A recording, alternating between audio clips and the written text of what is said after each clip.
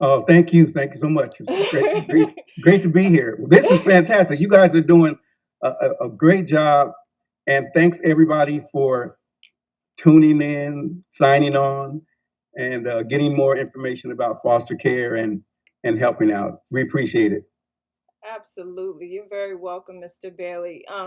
Now, as you and your daughter, Trinity, have said that you founded the Music is Unity Foundation back in 2007, and I appreciate you taking the time to speak with me the other day about it. It helps to provide resources and goods to emancipated foster care youth again.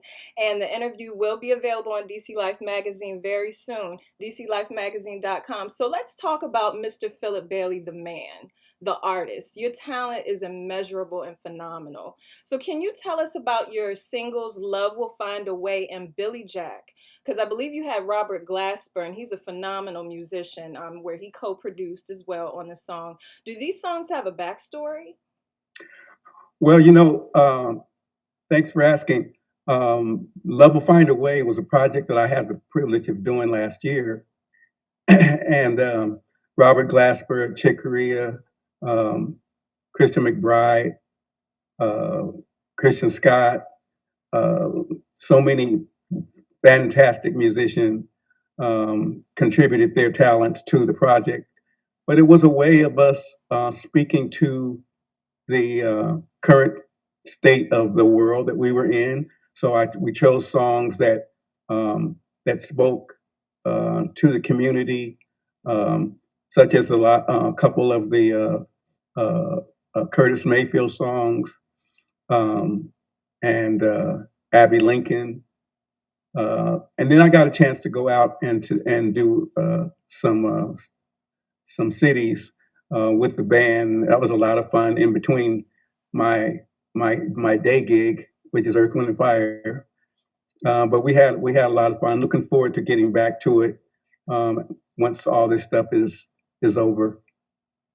Absolutely, absolutely. I completely agree with you on that. I'll be happy when all of this is over. What is Billy Jack about?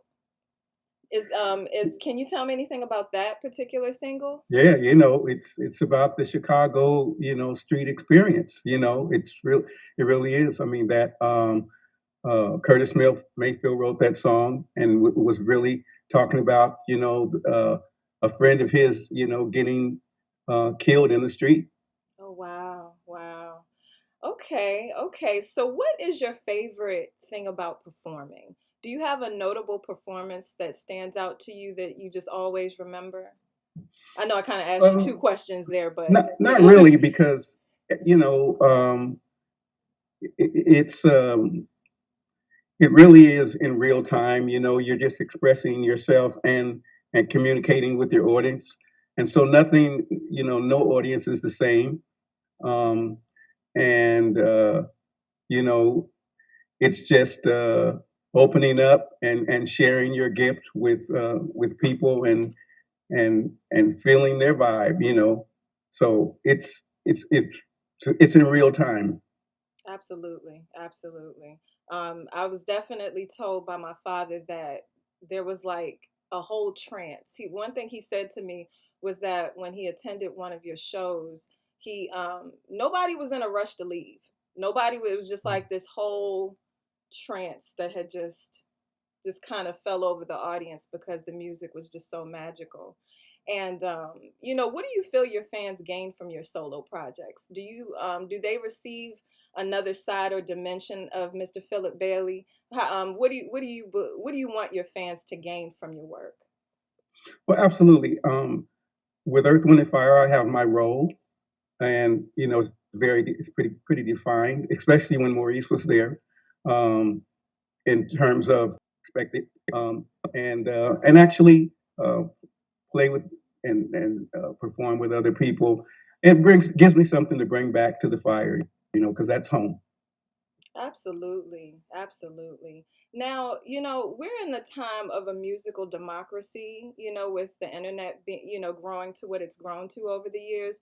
Do you think that we're in a better era for music because of that, or worse? I mean, do you have an opinion of the analog era versus the digital era? Well, I think it's pretty much caught up with itself. You really can't. Uh, now you just have to take the best of everything, of best of both worlds, and a lot of now uh, you can record digitally and make it sound analog and so forth. But yeah, it's definitely easier nowadays. In retrospect, of singing every chorus and every of every song, and you can and fixing things, and Quicker. when you start creating now, you can pretty much begin your creative process from the time you start to the time you finish, because you don't necessarily have to throw anything away. You can actually use things. Now, this is an actual question from my dad. He said his introduction to Earth, Wind, and Fire was hearing Power on the Last Days and Times album. Ronald Laws was with you at the time. And my uncle T.C. Tolliver, who played with the Plasmastics, I'm not sure if you remember that 80s band, worked with Ronald Laws. Have you or the band worked with him since he left? Well, I've worked with him as as a soloist because we did some jazz dates together. But yeah, That's Ronnie's awesome. a fantastic saxophonist, and his family, is very musical. I see Roxanne Seaman there, and she's worked with Hubert Laws, and she's a fantastic writer in her own right and stuff. But yeah, That's amazing. Do you ever look back at the footage of your performances? Do you have any thoughts or feelings about it if and when you do? And if you don't look, why? yeah, okay, that's a pretty good question. I actually, um, I'm not one that actually watches a lot of it. Um, I have since just recently in the last year viewed some things on YouTube of the beginning days of Earth, Wind, and Fire when we first started doing stuff. And I think Ronnie was still in the grip band and all this stuff, and it was very interesting to look back in that perspective. But I don't, I look to kind of take a gaze of where I'm at, and then I get away from it, and just keep on moving. That's amazing. No, I totally understand that. Now, the former lead of the band, Mr. Maurice White, has become an angel now. And do you have a fond memory of him that you wanted to Oh, share? so many take me a lifetime to because we spent so much time together, um, and just me and him, because I was singing all those vocals and stuff.